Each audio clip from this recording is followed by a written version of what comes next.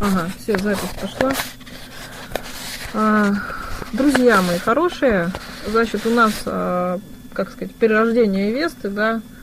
Весты — суть женщины Мара, да, под покровительством богини Мары. В Весты я все думала, как назвать, назвала ее звук ветра. То есть эта Веста, в принципе, будет посвящена, она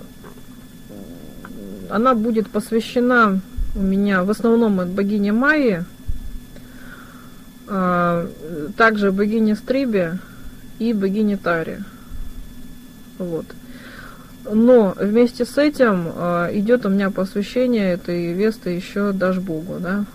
То есть до этого у меня не было посвящений вроде как богам-мужчинам, но так как у нас, я смотрю, несмотря на то, что да, там Веста, у нас все равно идет включение мужчин. Так что вот такое идет интересное движение. Вот.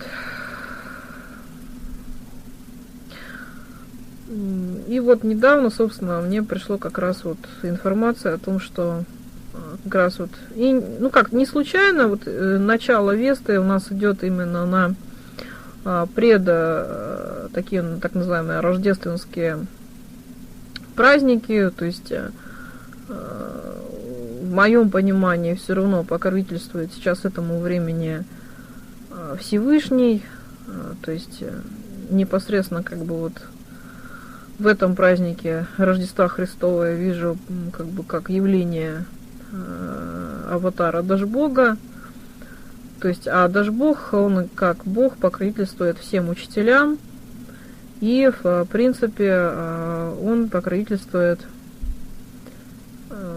ну как бы вот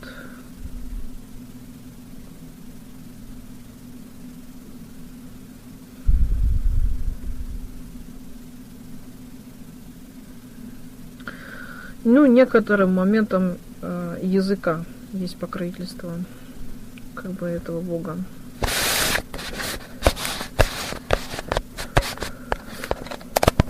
Так.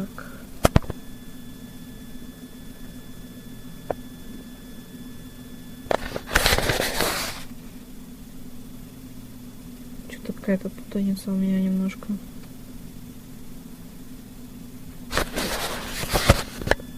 Так, собственно, вот, то есть паре, да, Дашбогу и его жене Майе. Дашбог в данном случае понимается мной как бог, который сын Перуна, то есть он включает в себя 3 глав. Это знание Варуны, так как он является сыном Перуна, то есть Тарх, Дашбог, да. Это знание бога Вышня непосредственно, знание рода, знание Вышня и Сварога. Изначально он, естественно, шел сюда как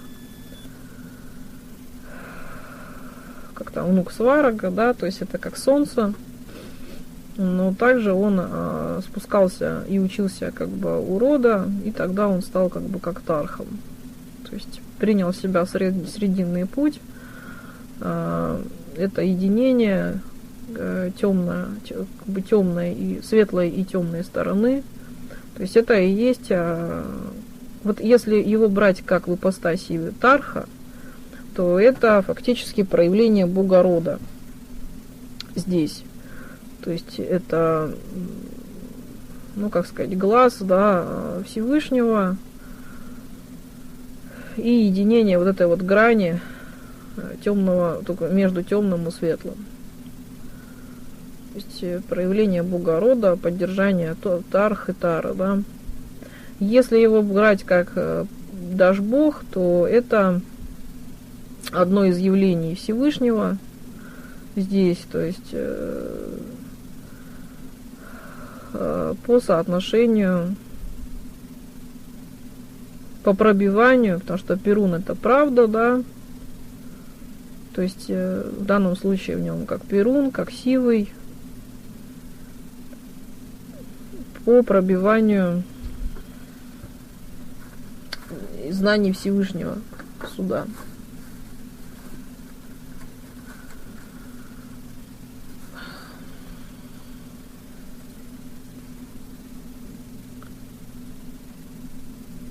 В свою очередь он является покровительством учителей, образного ряда, языкового ряда.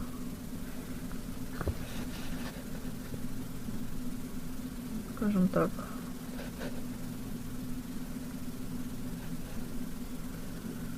И по моим ощущениям, это вот как раз языка, грамоты, что ли. Ну да ладно. То есть тема, значит, у нас звук ветра. Тема, название, да. Звук ветра, там, шелест листвы, шелест ветра. Но почему именно ветра? Потому что ветер — это глаз Всевышнего.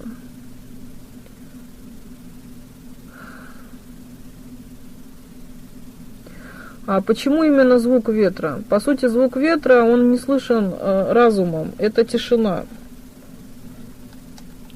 Таким образом, задача этой школы — научиться слушать себя и слушать тишину. То есть мы привыкли громко говорить, громко звучать, а на самом деле вот есть как бы очень много звуков, которые люди не слышат. И в первую очередь это звуки собственной души.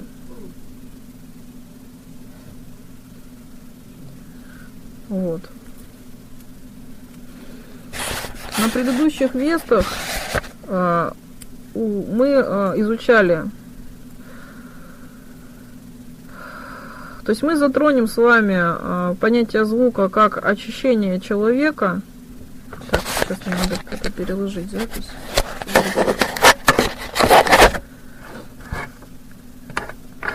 Ну, всегда первую весту всегда трудно начинать, потому что формируется пространство. Она такая сумбурная обычно, поэтому ничего страшного, что кто-то есть, кто-то нету. То есть у нас как раз вот где-то до 15 числа будет еще до формирования. То есть, значит, задача группы школы, вот я тут написала, да, то есть рассказать про очищение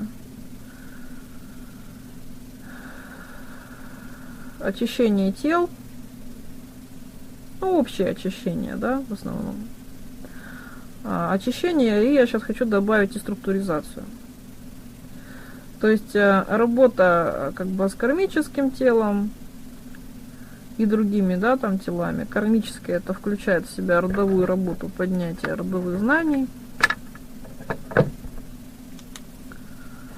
Родовая работа, поднятие родовых знаний, потому что здесь мы будем работать родом с помощью звука. И, соответственно, организация пространства. Сейчас я вам немножко расскажу, как у нас работает звук. Вот. Значит, вообще в индийской традиции и, в принципе, в других традициях звук работает так. То есть любая мантра, в том числе мантра — это, ну, как бы, да, символьное слово, то есть в том числе наше пропевание имен богов, это тоже мантры, если хотите, там, это биджа-мантры, то есть биджа — это семя, это концентрация силы звуки, да, то есть где-то это, можно сказать, как ключик, как бы связь, да, с богами, как ключик. Вот. И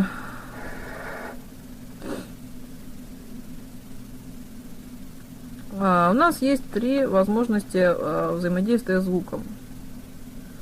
То есть есть понятие как напевание мантры, напевание слова некоторого. То есть в индийской традиции это хорошо показано. То есть когда идет у нас произношение некоторых мантр, там они там 108 раз, там желательно, это как бы вот усиление ключа. Что он дает? Он дает для вас сразу, ну, связь путем приобретения знаний там, с вот Богом-покровителем, например, которому вы служите. Но в индийской традиции они все равно больше магии, то есть они все равно больше там приобретения каких-то ситх, там еще что-то. У нас же это помощь в поднятии родовых знаний и, ну, может быть, например, в посвящении как бы какого-то пространства определенному Богу. Вот. Ну, есть момент еще в принятии себя. Естественно, вы слушаете качество, да, там, определенного Бога. То есть мантра, вот, например, когда почему мы стараемся сначала с вами, когда первые продовые практики делаем, мы стараемся с вами вслух петь, и желательно погромче. Потому что у нас включается первый этап, ну, тут есть очищение, структуризации, что там, пространство, себя, там, и потом у нас начинается работа с родом. То есть у нас таких 3 слона одновременно. То есть мы напеваем громко, чтобы, ну, как бы вот фактически протариваем дорогу для этой мантры, для этого звука, для этого Бога, для себя, дохождения до этого Бога. Вот. Затем, что у нас происходит? Затем, когда мы работаем с людьми уже по родовым практикам, они могут произносить шепотом. То есть это второй этап наработки мантры. То есть произнесение шепотом, это вы уже, ну, как бы связались, да? Ключик работает, там уже знают, что это вы, то есть дедушки. И, собственно говоря, идет такое как бы связывание, да, в хорошем смысле слова. То есть они там вам посылают привет, ответ. Вот. Дальше. Произнесение мантры мысленно. То есть, когда мы с людьми уже довольно-таки долго занимаемся, мы, ну, как сказать, мы ставим задачу, да, определенной работы, и человек уже мысленно зовет Бога, то есть у него уже наработано как бы служение, наработана связь, и идет вот такой момент, да? Ну, я обращаюсь, да, к родовым практикам, то есть, в принципе, условия вот это вот, ну, все равно школа Веста, это люди, чтобы как бы они участвовали хотя бы там в 3 родовых практиках, потому что, ну, вот хотела я там читать все заново, ну, что-то дедушки говорят, зачем, когда можно просто дальше продолжать. Вот. То есть, вот 3 момента, да, применения мантры. Применение, почему мы напеваем, значит, имен богов.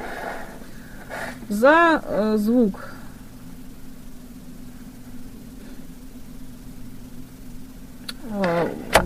Когда вы начинаете напевать мантру, значит, у нас так идет. Богиня Стриба отвечает за скорость распространения звука. Скорость распространения. Богиня, ну, поэтому мы тогда взаимодействовали, говорили там стриба, то есть это вот в этом плане обращения. А богиня Майя — это творение.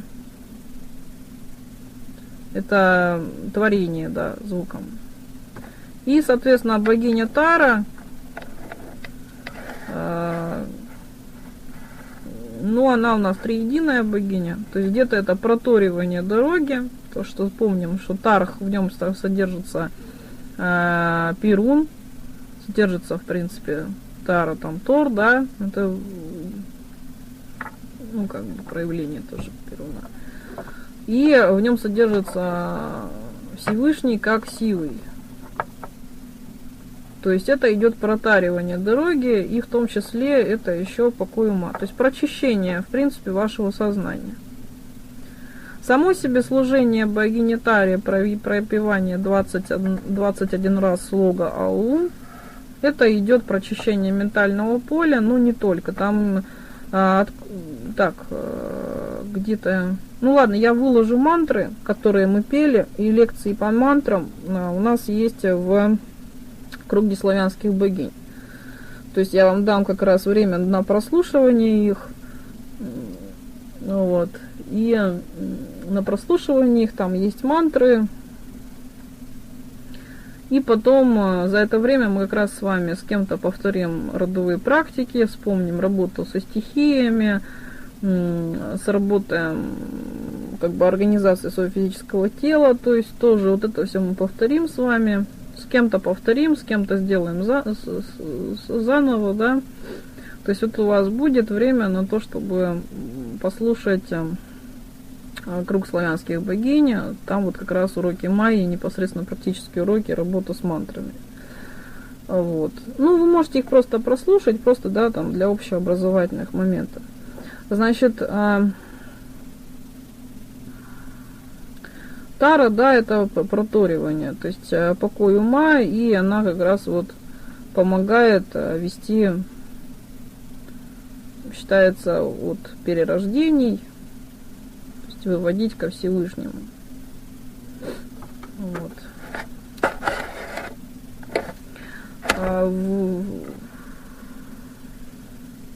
Ну, еще выводить как раз вот из мороков, из вот этих вот вечных скорбей, блин, вечных вот этих вот, когда люди по кругу ходят, там, я виноват, виноват, виноват, и вот циклятся на этом. По сути, в принципе, почему люди находятся сейчас в цикле перерождений, это вот ссылаясь на предыдущие уроки, да, все равно буду ссылаться там на школу Весты, на последние уроки, да, это потому, что они не нарабатывают собственного опыта. То есть они нарабатывают, ну, как бы они живут по стереотипам. А задача Всевышнего – это наработка собственного опыта, собственных решений в различных ситуациях. Поэтому, если человек живет стереотипами, то он, ну, можно сказать, обеспечивает себе следующее перерождение. Ну, если он еще не понижается. То есть просто совершать хорошие дела,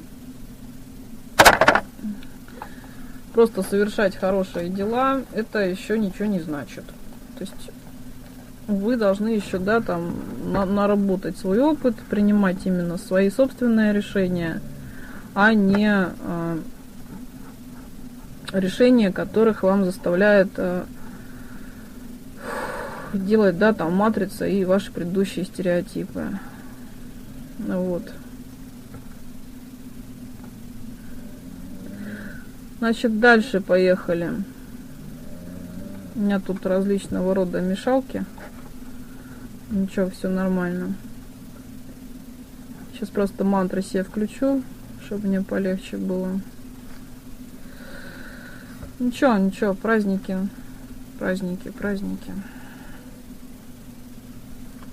Ну, друзья, собственно говоря, поехали дальше. Вообще, я советую вам, когда мы с вами будем слушать занятия, включайте себе тихонечко мантры какие-нибудь, потому что как раз вот богиня Майя у нас движется через звук. Немножко повторю, то есть для тех, кто новенький, может быть, то есть, ну, мало ли там кто-то будет все равно слушать, да, там. То есть в предыдущих уроках школы Весты у нас с вами вот касаемо было очищения и структуризации тела человека. То есть у нас, в принципе, делится на 3 этапа. Значит, первым это под покровительством богини Макоши обсуждение питания. И у нас сейчас вот это с вами немножко вышло там чуть в травоведу. То есть это формирование физического и эфирного тела. А второе, собственно говоря, это мысли и эмоции. То есть сейчас это у нас с вами будет переход. Часть мы его затронем, мысли и эмоции, то есть чувства. Да, это у нас идет мысли, это богиня Тара, покой ума. И эмоции, чувства, это богиня Мара. То есть, собственно говоря, с этим мы практически как бы работали в школе Весты тоже предыдущей. Ну, соответственно, это мыслительное тело, да, и чувственное тело. Третий этап, вот сейчас мы с вами к нему переходим постепенно. То есть это работа со звуком. Звук у нас это кармическое тело. Через звук мы работаем, преобразовываем и организуем. и работа дыхания, прана, эфир. То есть звук, кармическое тело, да. Это дыхание, прана, эфир. Дыхание, прана, эфир, ответственно богиня Аллада. Вот. Звук, ну тут много богинь, то есть тут вот как раз вот 3 глав у нас с вами, то есть это Тара, здесь включается богиня Майя, потому что куда применяется звук, и, соответственно, часть богини Карны, потому что звук, если брать гром, да, он может там где-то вызывать огонь, то есть гром вызывает огонь, надо подумать на эту тему.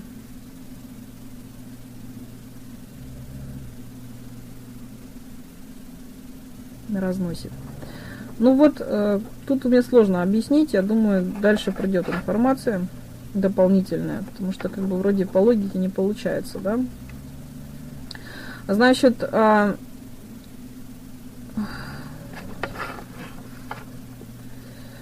дальше что у нас с вами происходит?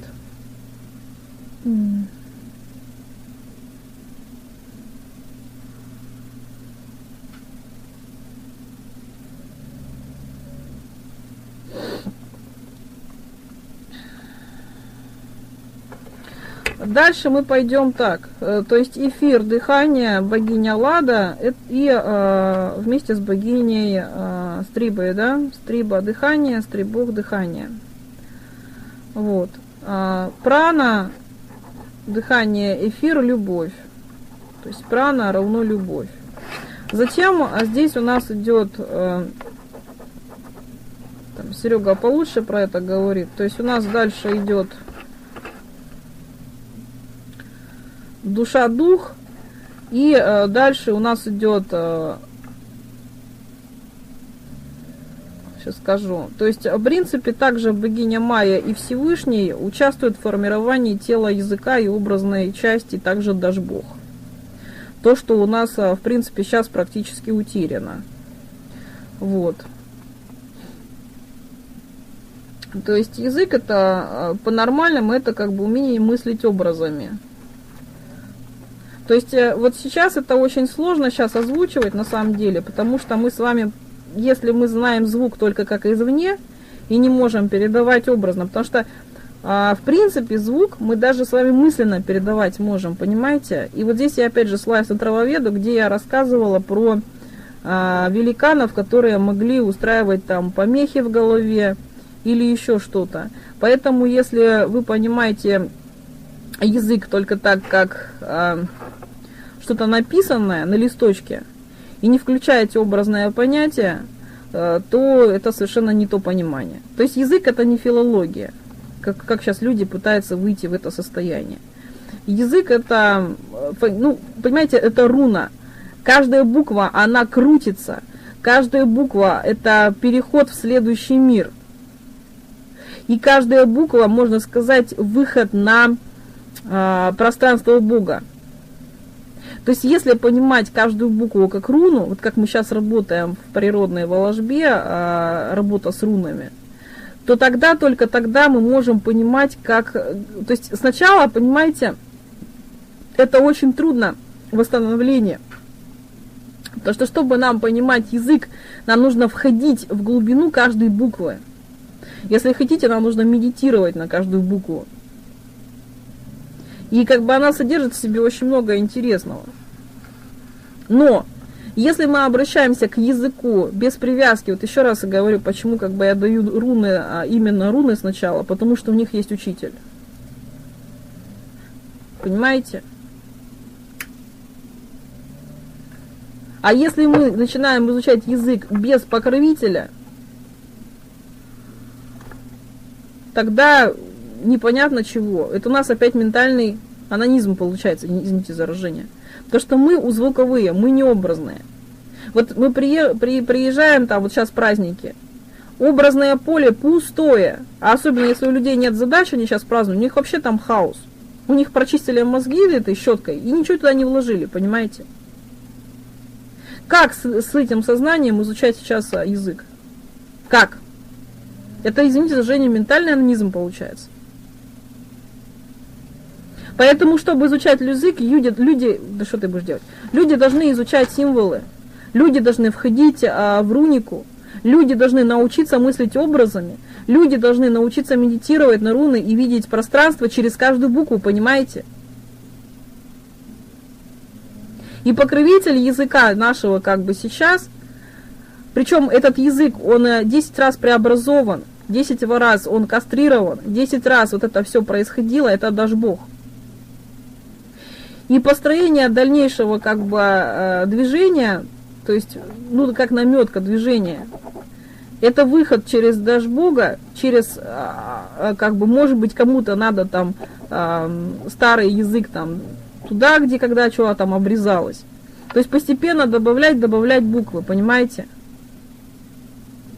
И постепенно, то есть добавлять и смотреть через эту образную букву.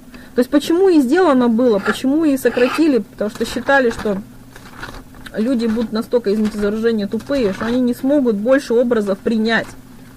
У нас с вами сознание квадратное, перпендикулярное, а чтобы втащить в него язык, мы должны быть овальными и круглыми, понимаете? А чтобы быть овальными и круглыми, мы должны жить на природе, потому что даже когда человек выходит с овальным сознанием, его лупит эта система по башке, физически, ребята. Потому что там мир, вот мы начинаем с вами со звука, естественно, мы затрагиваем с вами язык, и, естественно, мы затрагиваем с вами формирование пространства. Если в системе все квадратно-перпендикулярно, если вы не мыслите, она будет мешать вам образы передавать. Вот я иногда не слышу, что человек говорит, если он образы, уже, понимаете, так, сказал что-то, я вообще не воспринимаю, что он говорит, если он образы не передает. Это все, это у человека стерто образное пространство, он только вот на словах. И мне приходится опять вспоминать, оказывается, надо же слушать. Понимаете? А на самом деле-то мы с вами образами общаемся. Для ворон это вот просто так, кар. Просто обрати на меня внимание, я тебе мысли передам. Язык был нужен не для того, чтобы на нем разговаривать, а для того, чтобы на нем творить пространство, понимаете?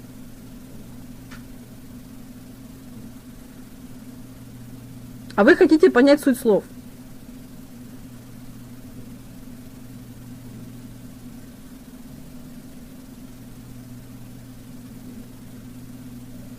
Близким людям, друг другом рядом сидящим, не надо разговаривать. Они друг на друга посмотрели, и все передалось.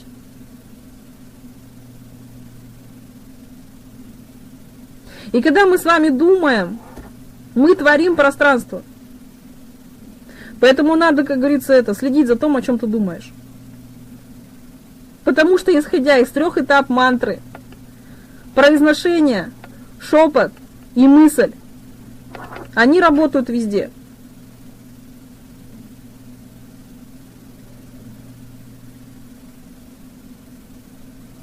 Как вы будете образную часть языка?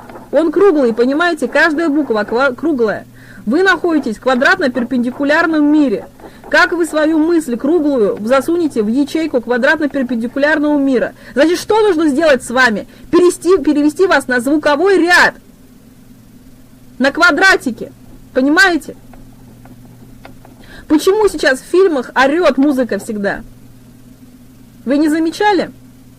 Вы включаете фильм, там слова тише, чем музыка. И у нас скоро будет так. Ладно, если как бы язык остается. Достаточно как для роботов. Звук один включил, все, пошли делать определенный ряд действий. Еще один звук включил, еще пошли. Понимаете? Для чего сейчас фильмы, для чего сейчас эта громкая музыка, для чего сейчас идет постоянная на максимум, потому что это все звучит. И громкий звук, он всегда забивает тихий, громкая мысль всегда забивает тихую, понимаете? Громкая эмоция всегда забивает тихую эмоцию. Страх – это громкая эмоция, она орет. Почему сейчас природа такая? Почему сейчас холодно? Почему люди из города приезжают, начинают, у них страх орет. Человек своими мыслями формирует пространство, он формирует природу. Своими словами он формирует природу. Опять же, возвращаясь, 3 ключа произнесения мантры. Это звуковая, это мысленная, это звуковая, это шепот, это мысль.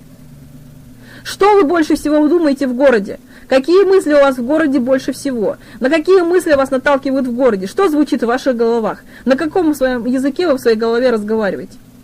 Какие слова вы произносите в своей голове? Язык. Как к нему подходить, если человек не умеет мыслить образно? Заниматься ментальным анонизмом? А как вы будете мыслить образно в квадратиках? Если вы в квадратиках живете? Круглому человеку входить вот в это очень трудно.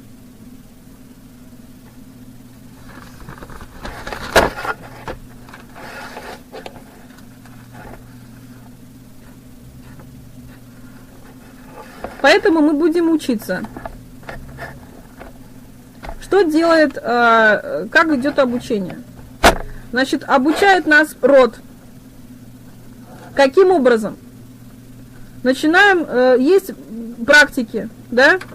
Пропевание имен богов. Не надо им гимны читать. Гимны – это очень много слов, и пустых. Начинайте с простого. Начинайте сочетать имена богов, как песни, как мантры.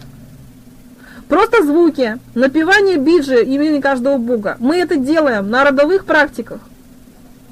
Что мы делаем? Мы делаем вдох-выдох. Вдох-выдох, имя бога какого-то. Вдох-выдох, имя бога какого-то. Понимаете? Достаточно напеть одну букву. Как раньше были заклинания, ребята? Заклинания были, когда люди образно творили, вслух творили, одновременно шло. Как научить ребенка говорить, который не хочет говорить? Ну, не это. Послать ему вместе со словом образ.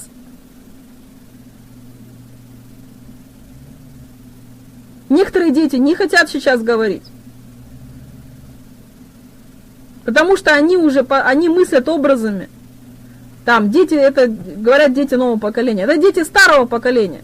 Это приходят души там с 5-го, 6-го там поколения, которые еще мыслят образами. Поэтому мы начинаем пропевать имя богов. Каждое имя Бога – это ключ. У кого сильно очень забита голова, извините за выражение, ментальным анамнезом, пустой информацией, пустыми буквами, пустыми цифрами, которые не несут никакой образ. Каждая буква несет образ, каждая цифра несет образ. Несет с собой целый мир. Вы можете познать язык только тогда, когда вы познаете руны хотя бы, понимаете? Потом через наузы вы можете понять письмо.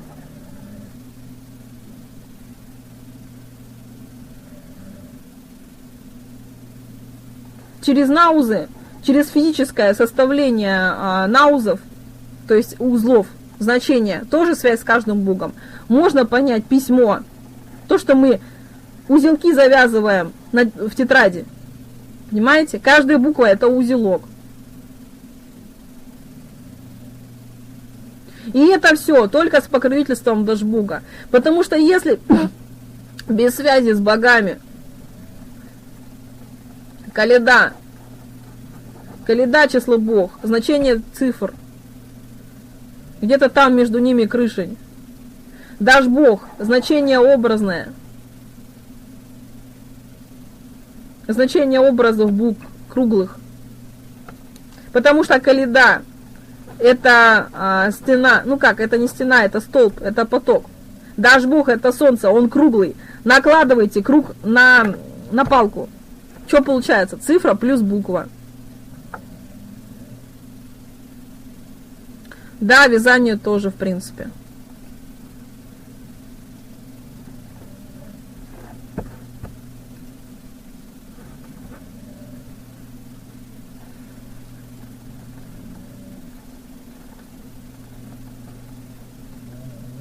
Цифра пронизывает букву сферу. Цифра это стрела, которая пронизывает образ. Ну, например, давайте так. Цифра это как бы тоже определенный образ. Но они разные по качествам немножко.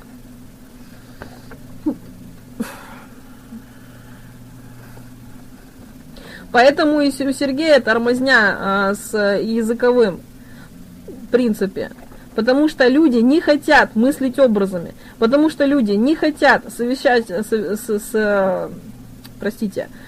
собственную работу. Потому что люди не хотят выходить в служение в род. Не хотят служения богам. Им хочется пофилософствовать, поболтать. Понимаете? А язык, он круглый. А люди, человек квадратный, ему бы личину свою покормить.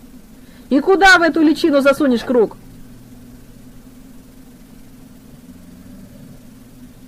Мы хотим язык изучать. Как буквы изучать в школе? А нарисовали, Б нарисовали. А вы образ за этой буквой видите? Ни хера вы ничего не видите.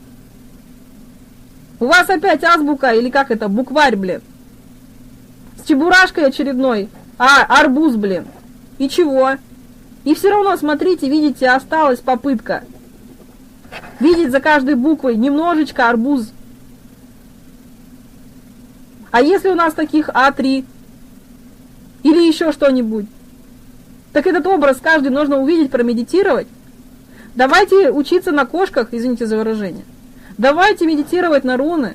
Давайте работать своим пространством руникой. Тогда вы хотя бы увидите, как они работают, понимаете? Нам оставили куколки. Куколки нам оставили. Руническую традицию. Нам оставили куколки. А как, например, как это называется, Хиневич проводит часть оттуда, там, знание Перуна.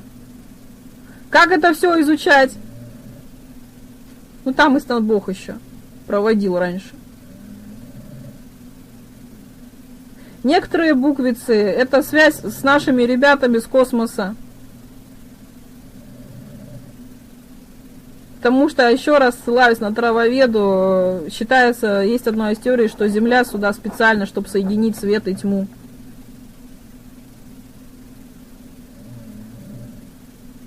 А если мы кружочки и квадратики, там привет. А если мы применяем, что у нас еще есть сейчас, сейсметная грамота, наузы, и у вас еще поток от Сириуса, что вы делаете? Потому что все надо привязывать к роду. Иначе вы все отправляете привет на Сириус. Вам нужен кто? Вам нужен Бог, который даст вам помощь, приход в образный ряд, ребята. А что такое образный ряд? Что такое буквы? Это соединение духовного и материального. Чтобы понять нам материальное, надо учиться творить руками. Кто сейчас чего творит? Какая сейчас профессия? Какие сейчас работы? Каждый человек раньше умел творить духовно и материально. Элементарные вещи делать руками. Для женщины это банальное вязание. Да, друзья мои, чтобы понимать буквицу, это нормальное вязание. Делание наузов. И образная работа, например, по рунам. Прохождение в миры. Вот тогда мы понимаем, что происходит. И обращение к Богу-покровителю. Нужен учитель, ребята, а не к Сириусу, блин.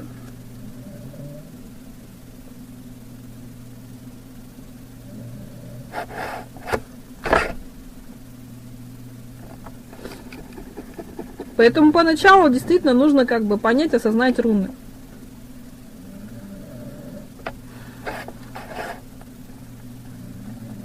И вместе с тем, как мы сейчас изучаем руны, то есть, скорее всего, изучение буквицы идет с покровительства Дашбога, но не только, потому что Дашбог, чтобы вам изучать буквы, вам нужен опыт того времени, когда творились эти буквы.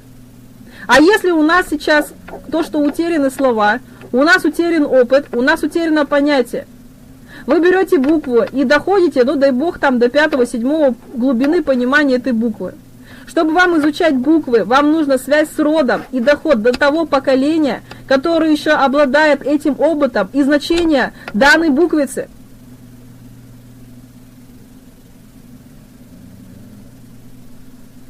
Когда мы идем в род, у нас начинают вспоминаться старые слова.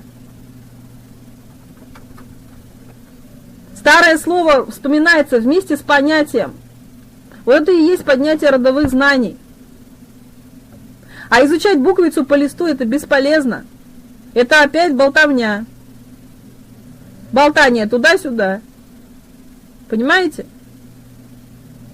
Чтобы изучение языка доходить до рода, надо поднимать опыт, чтобы увидеть образ этой буквы, войти в нее как в руну, в целый мир, тот образ, который она несет. И заземление. Язык по-нормальному вы можете изучать только на земле. Иначе вас утаскивает в космос, блин. Или в локу, которая сейчас сформирована. Там католицизм, еще что-нибудь, куда-нибудь. Понимаете? И все у вас заживет только тогда, когда вы будете привязаны на земле. Потому что люди в городе творить не умеют. Им творить негде. У них нету пространства для этого. Что они делают из изражения? Пукают. Пукают башкой. В голове, в городе чего очень много? Пустых мыслей. Они летают. И недообразная хрень, извините за выражение, недоформированная. Человек создан по образу и подобию кого? Бога. Творит. Мы его творим с вами постоянно, думая. И вот эти ошметки в этих вот мыслей, они везде летают. Говорят, у стариков песок сыпется. Это сыпется их недоформированные мысли. Поэтому человек, он творит. Творит языком постоянно.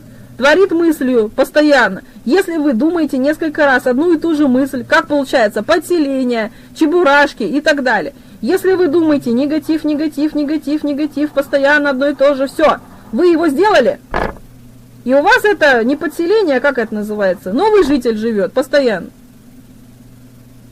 Теперь, мы сами творим свои болезни, мы сами творим вот это все, понимаете? И никого не надо ни в чем винить. Потому что мы все отложили, мы всю ответственность сложили туда.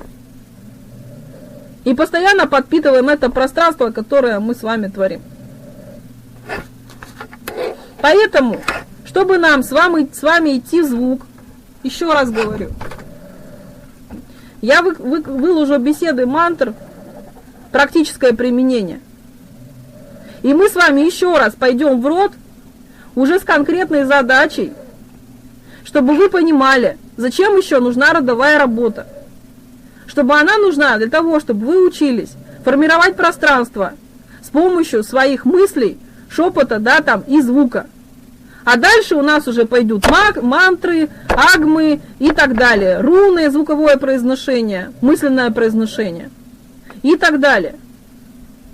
Но до этого нам нужно с вами дойти до рода, принять внутрь себя стихии, стать природными людьми, чтобы мы мыслили с вами кругло, а не квадратно, как в системе. Понимаете, чтобы мы выстраивали с вами природную сетку, а не технократическую. Все мыслит. Деревья мыслят, трава мыслит, все излучает, все звучит. Все, если хотите, вибрирует. Вибрация связана также со звуком. Некоторые звуки мы с вами не слышим, потому что нас с вами снизили до громких звуков, ребята. И у нас сейчас стараются делать вообще, чтобы нас вывести, еще раз говорю, до одного звука. Включили вам пи, вы пошли. То есть мы сейчас не слышим огромное разнообразие звуков. Где вы можете услышать сейчас разнообразие звуков? По записи музыки природы на кассете? Нет. Вы можете услышать разнообразие звуков только на природе. Оттуда идет формирование языка. Вы можете различать некоторые тона, которые птицы говорят. Понимаете? Где? Только на природе. И оттуда идет творение вот этого всего. Поэтому мы будем идти в род. То есть, кто новенький, кто старенький. Поэтому мы будем восстанавливать свою природочеловекость, да? Поэтому мы будем поднимать родовые знания, чтобы увеличить свой опыт, обогатить его еще раз. И только тогда, когда у нас вспоминается старый опыт, мы можем восстанавливать те буквы, которые вышли из употребления. И те слова, которые вышли из употребления, потому что нет у нас сейчас опыта. Эта информация стерлась, когда люди пошли в города, когда они начали передавать ответственность, когда они сами перестали делать табуретки, когда они сами перестали делать свой быт, когда они сами перестали шить, когда они сами перестали творить, понимаете? Они теряют не просто в опыте, они теряют в языке. И то, что сейчас делается американизированный там или еще что-нибудь, человек может делать только гвоздь, а вбить он уже не может, должен другой человек. Это доведение до роботов.